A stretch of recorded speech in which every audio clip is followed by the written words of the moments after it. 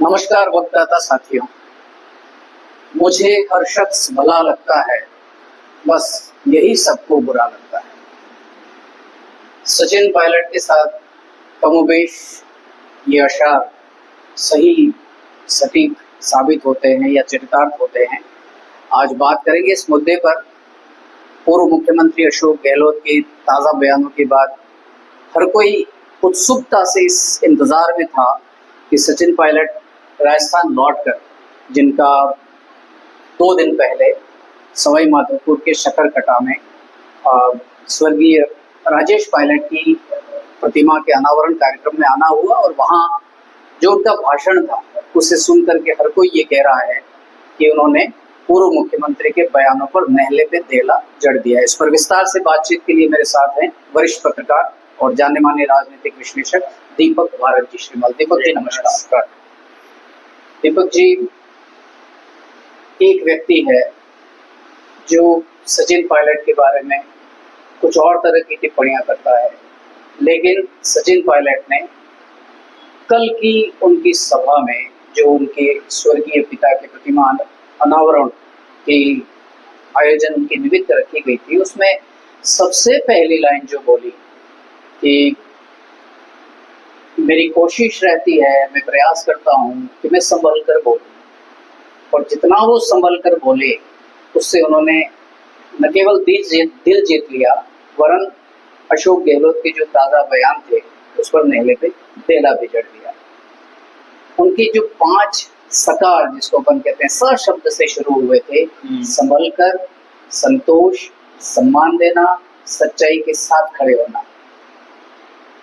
क्या मानते हैं आप सचिन पायलट के कल के भाषण के इन जवाबों पर?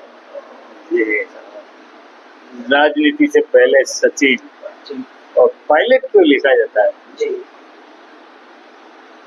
उड़ान भरने के लिए। उड़ान भरने के लिए। जी। और आसमान में उड़ान भरने वाला जी। कितना सतर्क, कितना अनुशासित, कितना संयमित रहता है, ये पायलट ने बता दिया। सबसे पहली बात तो क्या बात है जी। जहाँ से उनकी उपज हुई है जी। वहाँ बीज ही अनुशासन के थे, वहाँ बीज ही एकाग्रता के थे, बीज ही संयम के थे, बीज ही धैर्य के थे। जी। तो ऐसे में अगर प्लेन को कुछ हो भी जाता है तो क्या करना, जी। ये पायलट से बेहतर कोई नहीं बता सकता, चाहे वो सचिन पायलट ये वाला हो चाहे वो वाला हो। जी। जी। तो इसलिए सचिन पायलट के जो गुण साफ नजर आ रहे हैं जी। वो इस बात का प्रमाण है कि संभवतः उन्होंने रामायण भी पढ़ी होगी जी। और इसीलिए राम के चरित्र को उन्होंने राम का नाम लिए बिना उनके जो गुणों को आत्मसात किया, सैल्यूट है पायलट को। जी। जी।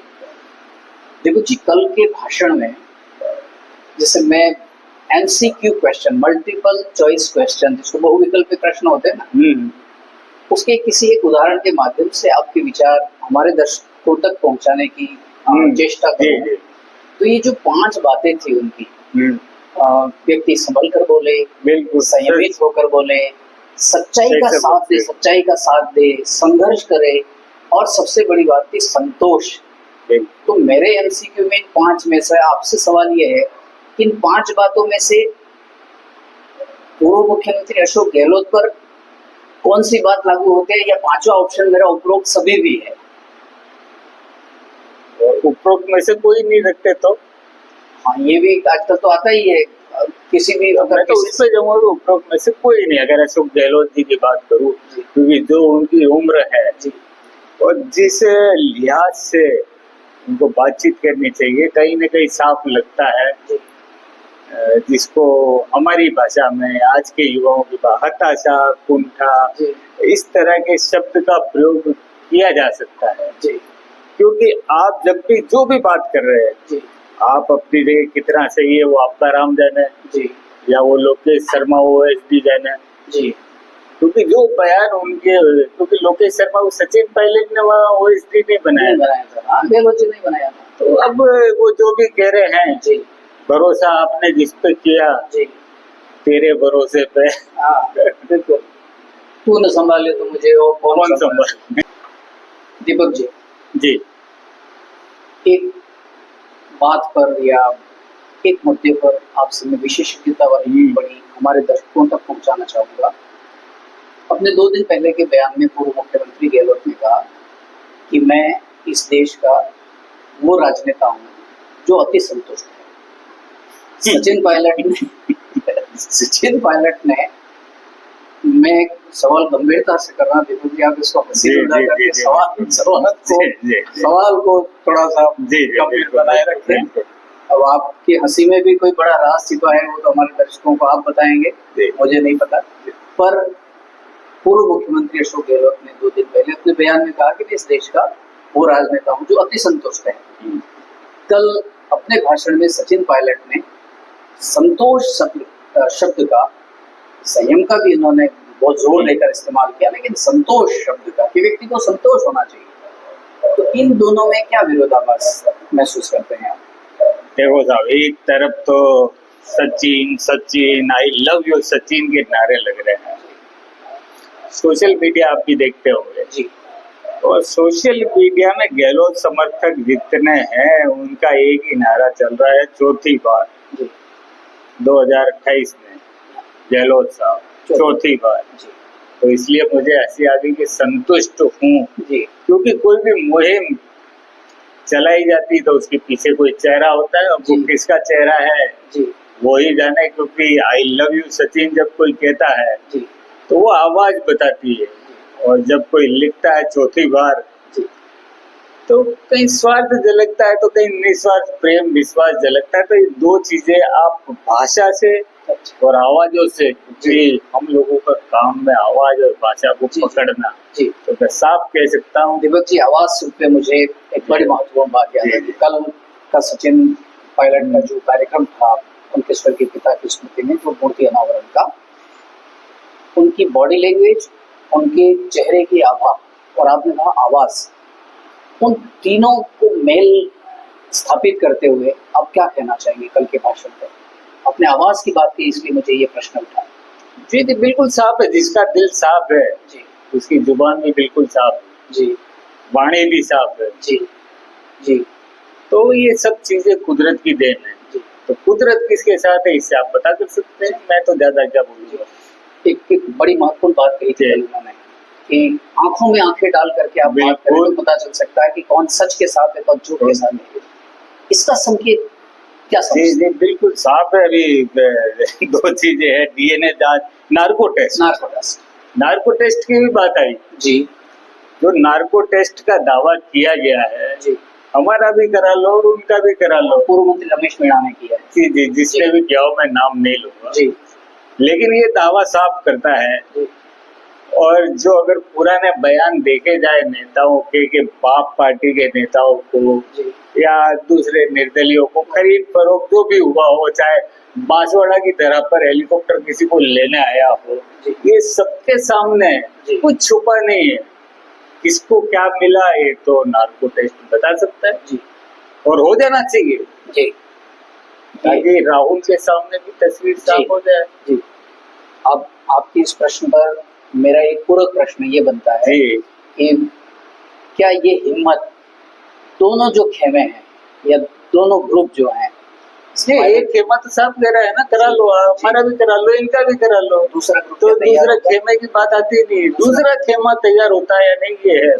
उन्हें तैयार करने के लिए आला कमान की, जिसे हम राहुल गांधी कहें, सोनिया गांधी कहें, खड़गे जी कहें, क्या इस बात के लिए उनको बात कर सकता है या राजी कर सकता है कि नार्को टैक्स हो जाना चाहिए? बार बार ये मसला उठता है, हर 2 महीने 3 महीने में उठता है। तो इससे तो अच्छा है कि इसका न बजे न रहे बांस, न बजे बांसुरी, हो ही जाना चाहिए। उसका तो एक ही तरीका है जी, मैं संन्यास लेता हूँ जी, सबसे बढ़िया रास्ता है। अच्छा, और अगर मैं नार्को टेस्ट कराता हूँ जी तो उसके बाद तो फिर लेने की नौबत आ सकती है। उसके बाद संन्यास की नौबत आ सकती है।